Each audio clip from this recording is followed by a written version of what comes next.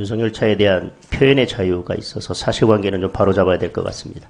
한국만화영상진흥원이 문화체육관광부의 후원 명칭 사용 승인을 받을 때 정치적인 내용은 공모 작품에서 제외한다고 분명히 승인 조건에 들어가 있었습니다.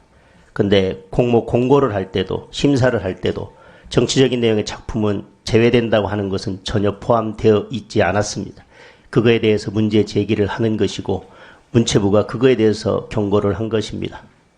마치 식당 영업을 하겠다고 해놓고 노래방 영업을 해서 잘못됐다, 허가 취소했더니 영업의 자유 침해했다고 계속해서 문제 제기하는 것과 마찬가지라고 생각을 합니다. 두 번째, 우리 검수완박에 대한 이야기를 하면서 민주당 의원들께서 계속 이 법의 제정 취지, 개정 취지, 이 법을 개정한 취지에 위반해서 계속해서 시행령을 잘못 만들었다고 이야기를 합니다. 민주당 의원님들에게 묻고 싶습니다. 위장 탈당, 회기 쪼개기가 국회법의 취지에 맞습니까? 의회 민주주의를 규정하고 있는 대한민국의 헌법 질서에 맞는 것입니까? 국민들이 국회의원으로 뽑아서 의회에 보냈을 때 이런 위장 탈당과 회기 쪼개기 같은 국회법을 유린하고 헌법의 기본 질서, 의회 민주주의라고 하는 헌법의 기본 질서를 파괴해도 좋다고 국회의원의 권한을 위임한 것은 아닐 것입니다. 시행령이 법의 개정 취지를 벗어난 것인지에 대한 비판을 하기 전에 이 위장탈당과 회기 쪼개기가 국민들에게 어떻게 비춰질 것이며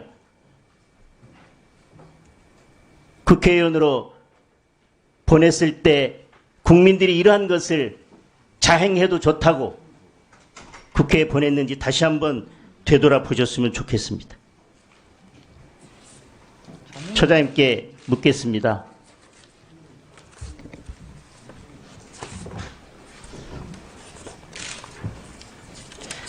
법무부 9쪽에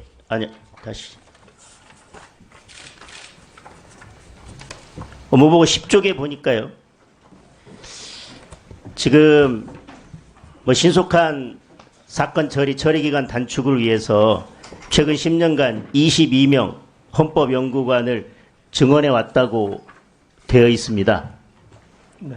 22명을 증언한 만큼 10년간 사건 처리기간의 심리기간이 단축됐습니까? 그거에 비례해서 국민들이 느끼기에는 전혀 단축됐다고 느끼지 못할 것 같습니다.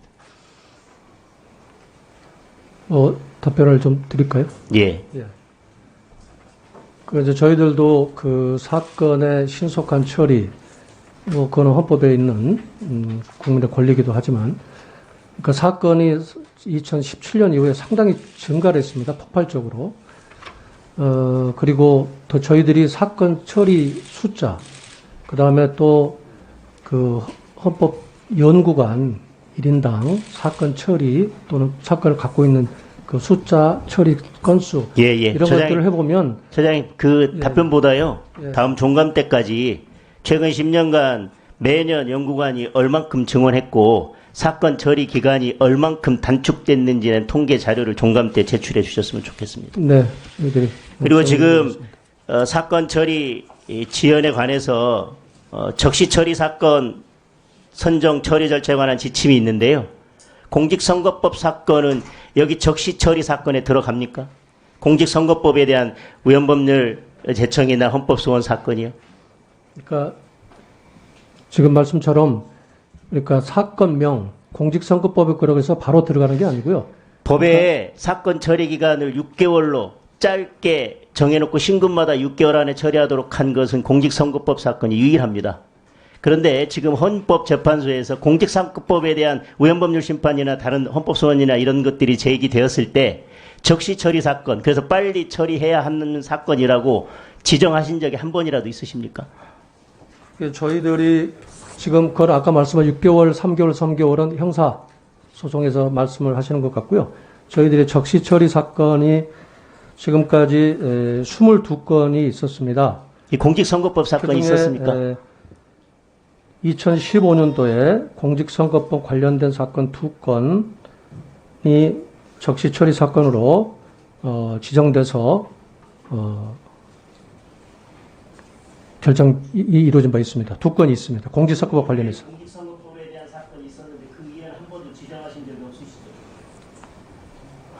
예, 뭐 지금 그거는 맞습니다.